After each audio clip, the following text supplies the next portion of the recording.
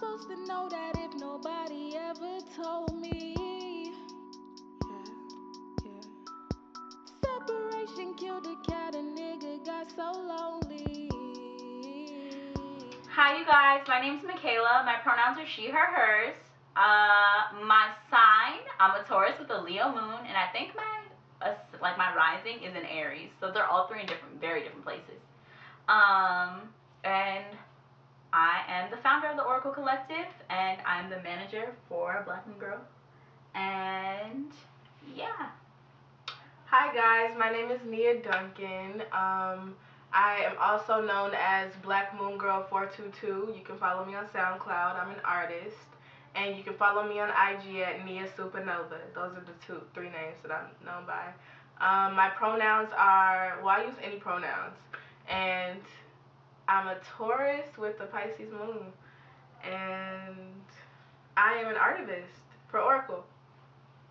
And I also do hair. I make wigs. And get at her pretty much. I do hair. Fuck with me. Don't look at me like that.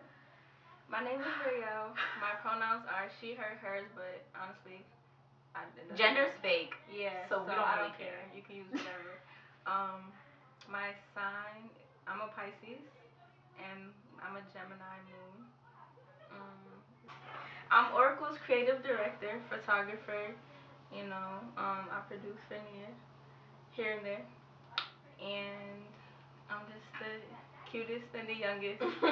She's a literal fetus. I also want to introduce that, well, not introduce, but introduce into this space in particular that we all identify with queerness. I'm gay as fuck. Yeah, I am though. Gay as hell. But we use the umbrella term queer because I feel like gayness can't really describe us. And then also just like a lot of things. Yeah, and then there will be other people that are on this channel that have different sorts of identities of queerness and different relationships with sexuality, with gender, with sex, all those sorts of things. So we just use queer here. It's just a very queer space. Yeah. Yeah. It's the most freeing space to me. And to be queer means to be here. In the future.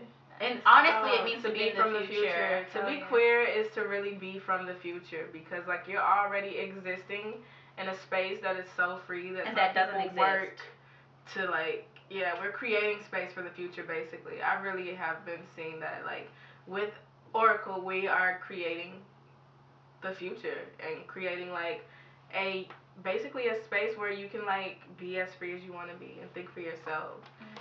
In terms that like, you know, agree with unconditional love and you're not harming anyone else, and understanding that we're human and factoring in all parts of self to express and expand on our queer identities. This is Oracle. This is Oracle. It's the Oracle. Oh, also, just to explain some of the language that you guys will be hearing on this channel, we already mentioned queerness, but you guys will hear us interchange Oracle with the Oracle Collective, which is like our official name. With Oracle, you'll also hear O.R.A.C.L.E and O.R.A.C.L.E. Frank Ocean. It's really a Frank Ocean reference, because it's a cult, not a clique. Save me. And there'll be lots of periods of just Frank random Ocean, laughter. And Frank Ocean. Lots of Frank Ocean. Oh. Frank Ocean, if you're watching this, wash your dishes. Pour in ice cream.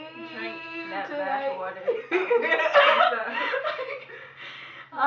we love Frank Ocean. So Frank Ocean, if you're watching this, Frank Ocean probably feel weird as fuck right now. We Frank just Ocean. like Frank Ocean. I know. Okay, go. Frank Ocean. Let me go back. Honestly, what kickstarted my spiritual journey was knowledge. I think of knowledge as light, and like you can't really bring the light to the darkness. You always got to bring the darkness to the light. So you always got to like uncover veils of like separation or things that are keeping you from like truth. And so when I came to college and I was learning a lot about Afro and African American studies, that just really changed my perspective on how I viewed society and my positioning in society, and like it just kind of made me think about the world through a different lens, and it was very pessimistic. I would say that because when you're learning like Afro and African American studies, you learn that it's really like nothing black people can do. If you were looking at it societally, you will always get fucked over. So I tried to see where my space to exist was in like that fact, in knowing how society functions. How do I separate myself from society, or how do I choose how I want to navigate or mobilize in society? And so I was just thinking a lot, honestly, and I also was like, liking this person, and they didn't like me back, and I was pretty heartbroken, and I was really depressed, and I was just like high as hell all the time because I was depressed, and honestly I was just like really sad with my life. So I was asking questions, and then like you got answers. I got answers. They started coming to me in the form of synchronicities. Like I would wake up in the middle of the night and see like triple digits and like 111, 222, 333, 444, 555. I was scared. I had an out of body experience, and I don't know. Honestly, it was like a lot of things. Like, so I felt my spiritual journey and my spiritual awakening, what kickstarted it was like just a lot of paranormal activity, which is kind of what, like, I guess on an unconscious level, I was sending out energetic like questions to like things that I needed to understand, so that I could understand how I could have hope in this world, and what I was here for, and truly, because I've always felt like I've had a purpose. But you know, when I came here and I was like interested in doing healing work, and I was going to do that through Afro and African American studies, because I believe that if you can study how the people who have lived at the margins of society have like lived there and thrived there, you can see how basically society can heal as a whole. Because once you free the people at the margins, there's nothing enclosing everyone. There's no more margins, so everyone is free. So basically that's what I was looking for, and I couldn't really find that in the world, and I had to find it in my spirit, but I didn't know anything about my spirit. So my spirit made itself known to me. I had an out of body experience. I was like waking up in the middle of the night, like, and I saw like an angelic figure like in my room once, and it was like really crazy. It was like a light body, and I was just like, oh my gosh. And I was seeing triple digits everywhere, and it was so weird because I knew they meant something. You know, like you would see triple digits like in life, and I wouldn't even give them a second thought. But like when I saw these, like they made my skin crawl, and like my stomach was like really tight, and I was just like, oh my gosh, like this means something.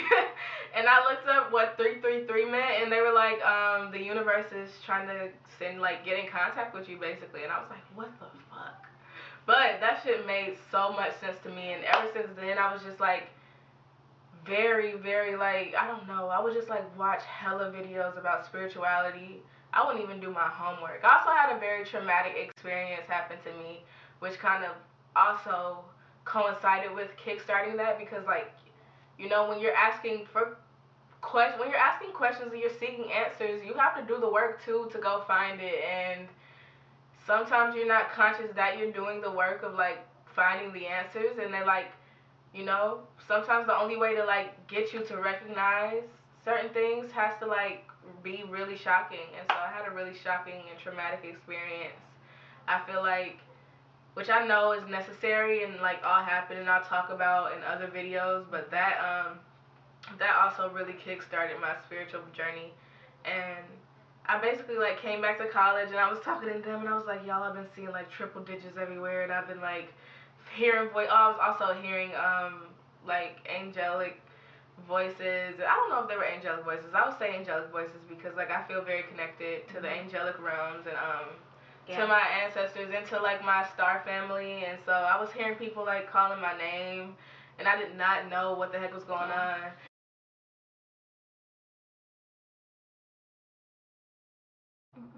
Okay, so I would say that my spiritual journey was kickstarted through exposure, and like it was inevitable, I guess. So I never really connected with like religious practices or religion, like founded religions as a child or as an adolescent, whatever. But I always believed in something. And then coming to college, I didn't really know what that was. I didn't expect also to figure out what that was here. I went through a really rough and way too long relationship that had a lot of different extremely negative tangents to it that took a lot from me and never replenished any of the like things that were taken out. So I came to college looking for filling these spaces for myself now instead of allowing or looking for someone else to fill them. And when I came to my school, I was intending on studying psychology and neuroscience and being a clinical psychiatrist because I believe that mental illness is a really big issue that doesn't get nearly as much of the attention that it deserves. However, I was taking a course my first year titled The Sociology of Education, and that, along like with Nia's experience of taking AAAS courses, really opened my eyes up to the treatment and the positionality of Black people in this world. And I would also agree that at times it felt very pessimistic, very eye-opening, and like clarifying as to like why I feel how I feel in the world, why I do the things that I do, why people do the things that they do. That's really a question that I was trying to uncover my first year of college was why do people do the things that they do? After all, that is why I wanted to study psych, but I realized that that answer doesn't really come from, well, it does come from a like biological or molecular perspective, but it is also like practices and institutions that like are at hand.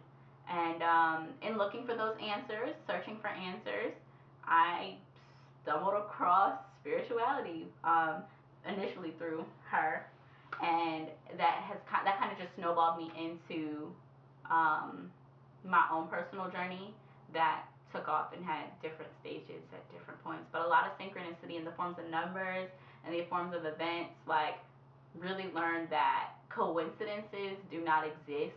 Everything is in place for a reason, and just yeah, recognizing the true impact of that.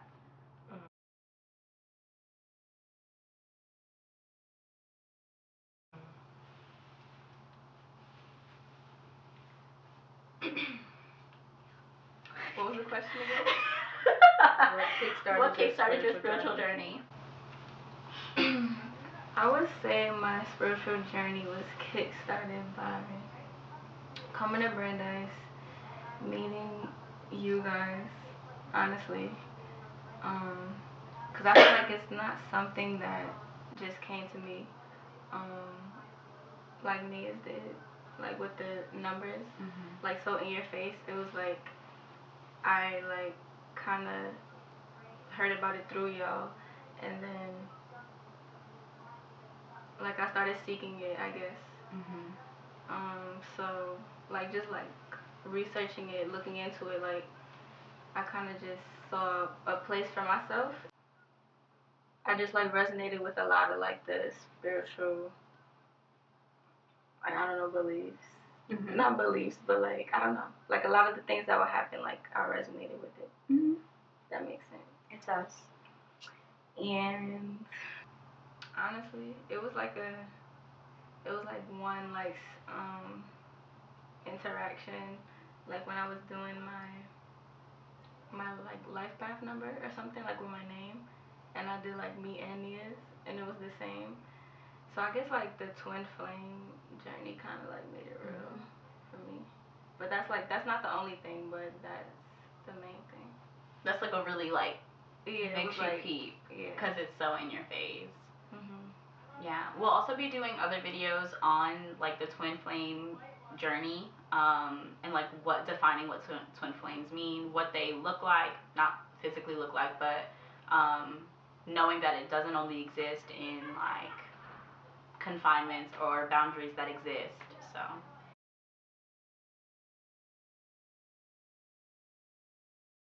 my ideas of queerness and how I'm informed about queerness is that really to be queer in this world is to think for yourself. We need a space for Black queer people, Black people who think for themselves. And seriously, we're inviting that, we're cultivating that, we're trying to show up for that, we're holding space for that. And another thing that we also kind of like struggle with in the formulations of Oracle was just like saying, okay, black queer space, because like, you know, that is so much. It's specific and it's so much, and like it's all I know. Like with me, at least, with like a lot of the insecurities that I've like accumulated over this thing we call life, and like just like lifetimes that I've come and like taken on to transmute. Of course, like it's always been like a problem for me, basically feeling like I have no ownership to space, and like basically feeling bad for taking up space, and just like my relationship being black and queer with space, and being in the foster care system where you literally have no space, and being in institutionalized like life situations for my whole life, basically like saying, I mean, I don't know, trying to disengage with that and trying to create and hold space for myself, honestly, and for other people. While holding it for other people. So Oracle really is like a community. We hope to invite and evoke and invoke all sorts of emotions through really artivism. Yes. Rael is our creative director. And she has some fire stuff coming for you guys. We all do. As y'all know, Nia Supernova. Black Moon Girl 422. You can find me at both of those things on IG at Nia Supernova, on SoundCloud at BOKMOONGIRL 422, Black Moon Girl 422. We'll insert links. Yes. But she's producing some real fire music, and me personally, like, I don't do nothing here. You're a master builder. Stop it. I'm just like the director of O.R.A.C.L.E. I guess. Girl, what are you saying? The manager, the mamager. She really about to get popped. Girl, what you talking about? I don't do nothing. The organizer, the whole anyway, fucking brains behind it. The logo. Bro, like stop it. I honestly, give yourself credit. Word is bond. That's another thing that I'm working through, is giving myself credit, figuring out like how I occupy space. Because a karmic lesson that I know I'm healing in this current life is from my past lives, taking up too much space and not creating space for people with the power that I do hold. And that's something that I really, really am trying to completely distance myself from in O.R.A.C.L.E. And I need to learn how to balance that and giving myself credit for the work that I do. So yes, like, I'm the founder of O.R.A.C.L.E. These are my two co-founders. We are all a family, and it's an extremely equal, level playing field. We all create content, so the content that you guys will be seeing on this channel will be videos about queerness, which is literally the black experience. Like, the black experience is a queer experience, but yes, particularly relating to people who fall outside of heterosexual and like cis norms, like all sorts of norms, heteronormative space, like that will not exist here. This space will be the queerest of queer spaces. Particularly with black people at the forefront. That's really how we hope to get down here. The collective is a space for you guys to submit work of your own. I know that there are so many black artists of all different sorts who are active and engaging with these social issues, and who need a space and who are looking for community. We will be accepting submissions. That's something that we're working through. You guys should definitely follow the Instagram at the O.R.A.C.L.E. Collective, and the Facebook page. You can like and follow that as well at the O.R.A.C.L.E. Collective. Both of those spaces will be places where you can literally slide into the DM, be all up in that DM. We will reply to you. Message the Facebook page, whatever, and we'll tell you which one of us it is communicating with y'all, because it will be all of us. Like I said, it's not ever like, you're up. It's your shift, bro. Like, it's literally, we all have the passwords. It will be all of us. We really cannot wait to engage with y'all. Like, do y'all have anything else? I'm so happy. Follow my IG at ray.aura. Yeah. For, nice visuals and whatever. She's a photographer.